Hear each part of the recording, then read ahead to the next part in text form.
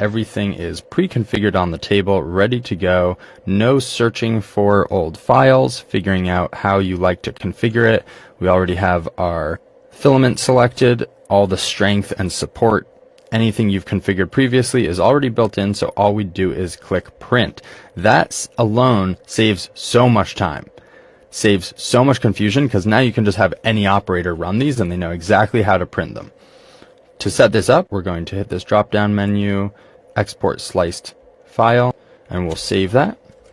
And then if we jump back into Arda here, you will see that there's a field for our file. We'll just grab that test v1 file and we would drop it right into that file field.